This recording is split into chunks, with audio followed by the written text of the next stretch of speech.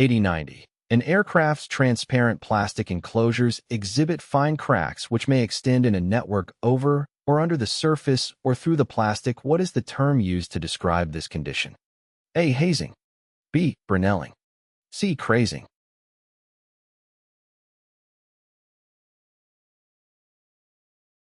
The correct answer is C.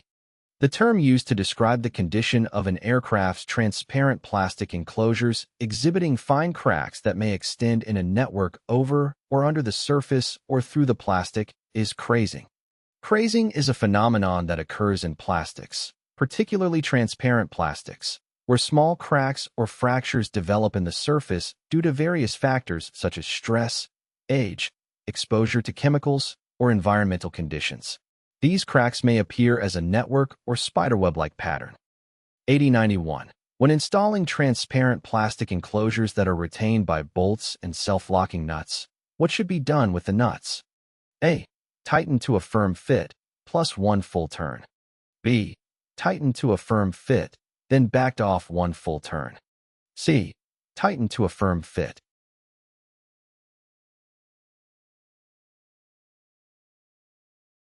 The correct answer is B. The nuts should be tightened to a firm fit, then backed off 1 full turn. This will allow the plastic enclosure to expand and contract without putting stress on the enclosure or the bolts. Tightening the nuts too much can cause the plastic enclosure to crack or break. Backing off the nuts 1 full turn will allow the plastic enclosure to expand and contract without putting stress on the enclosure or the bolts. Q8092. If a new safety belt is to be installed in an aircraft, which document specifies the strength requirements for the belt? A. STC 1282. B. 14 CFR Part 39. C. TSO C22.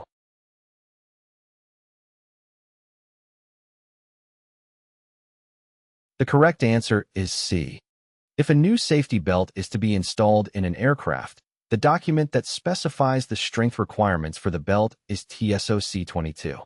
TSO stands for Technical Standard Order, and TSO C22 specifically pertains to safety belts.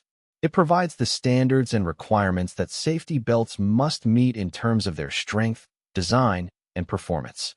Compliance with TSO C22 ensures that the safety belt meets the necessary standards for safe usage in an aircraft.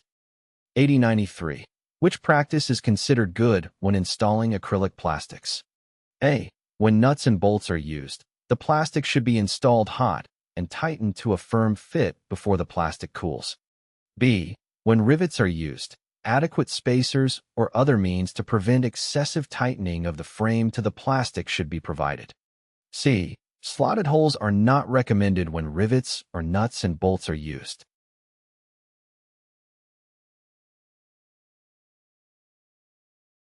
The correct answer is B. When installing acrylic plastics, it is considered good practice to provide adequate spacers or other means to prevent excessive tightening of the frame to the plastic when rivets are used. Acrylic plastics are relatively brittle and can crack or fracture under excessive stress. By using spacers or other means, the pressure exerted on the plastic during installation can be controlled, reducing the risk of damage to the plastic. This helps ensure a secure and safe installation without compromising the integrity of the acrylic plastic. Q8094. What is the coefficient of expansion of most plastic enclosure materials compared to steel and aluminum? A. Greater than both steel and aluminum. B. Greater than steel but less than aluminum. C. Less than either steel or aluminum.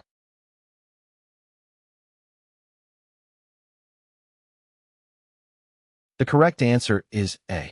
The coefficient of expansion of most plastic enclosure materials is greater than both steel and aluminum. This means that plastic enclosures will expand more than steel or aluminum enclosures when exposed to the same amount of heat. The coefficient of thermal expansion is a measure of how much a material will expand or contract when heated or cooled. It is expressed as a percentage change in length per degree Celsius. The coefficient of thermal expansion of steel is about 12 x 10 to 6 per degree Celsius. This means that a steel rod that is 100 centimeters long will expand by 0.012 centimeters when heated by 1 degree Celsius. The coefficient of thermal expansion of aluminum is about 23 x 10 to 6 per degree Celsius. This means that an aluminum rod that is 100 centimeters long will expand by 0.023 centimeters when heated by 1 degree Celsius. The coefficient of thermal expansion of most plastics is about 100 x 10 to 6 per degree Celsius. This means that a plastic rod that is 100 centimeters long will expand by 1 centimeter when heated by 1 degree Celsius. The higher coefficient of thermal expansion of plastics means that they must be given more room to expand and contract when they are used in applications where they will be exposed to heat. This is why plastic enclosures are often made with expansion joints or gaps to allow for expansion and contraction.